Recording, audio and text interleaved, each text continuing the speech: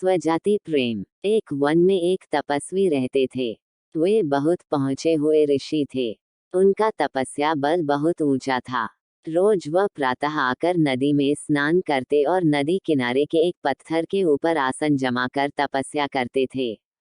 निकट ही उनकी कुटिया थी, जहां उनकी पत्नी भी रहती थी।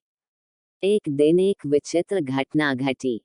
अपनी तपस्या समाप्त करने के बाद ईश्वर को प्रणाम करके उन्होंने अपने हाथ खोले ही थे कि उनके हाथों में एक नन्ही सी चूहिया आ गिरी। वास्तव में आकाश में एक चील पंजों में उस चूहिया को दबाए उड़ी जा रही थी और संयोगवश चूहिया पंजों से छुटकर गिर पड़ी थी। ऋषि ने मौत के भय से थर थर कांपती चूहिया को देखा। महर्षि और उनकी पत्नी के कोई संतान नहीं थी।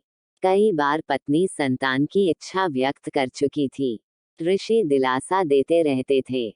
ऋषि को पता था कि उनकी पत्नी के भाग्य में अपनी कोख से संतान को जन्म देकर मां बनने का सुख नहीं लिखा है।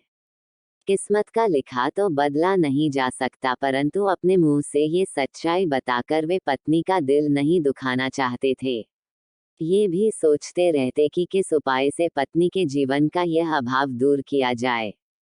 ऋषि को नन्ही चूहिया पर दया आ गई। उन्होंने अपनी आंखें बंद कर एक मंत्र पढ़ा और अपनी तपस्या की शक्ति से चूहिया को मानव बच्ची बना दिया। वह उस बच्ची को हाथों में उठाए घर पहुंचे और अपनी पत्नी से बोले, सुभागे, तुम सदा संतान की कामना किया करती थी। समझ लो कि ईश्वर ने तुम्हारी प्रार्थना सुन ली और यह बच्ची भेज दी। इसे अपनी पुत्री समझकर इसका लालन पालन करो। ऋषि पत्नी बच्ची को देखकर बहुत प्रसन्न हुई। बच्ची को अपने हाथों में लेकर चूमने लगी। कितनी प्यारी बच्ची है, मेरी बच्ची ही तो है ये। इसे मैं पुत्री की तरह ही पालूंगी। इस प्रकार वह चूहिया मानव बच्ची बनकर ऋषि के परिवार में पलने लगी। ऋषि पत्नी सच्ची मां की भांति ही उसकी देखभाल करने लगी। उसने बच्ची का नाम कांता रखा। ऋषि भी कांता से पितावत स्नेह करने लगे। धीरे धीरे वे ये भूल गए कि उनकी पुत्री कभी चूहिया थी। मां तो बच्ची के प्यार में खो गई। वह दिन रात उसे खिलाने और उससे खेलने में लगी रहती। ऋषि अपनी पत्नी को ममता लुटाते देख प्रसन्न होते कि आखिर संतान न होने का उसे दुख नहीं रहा।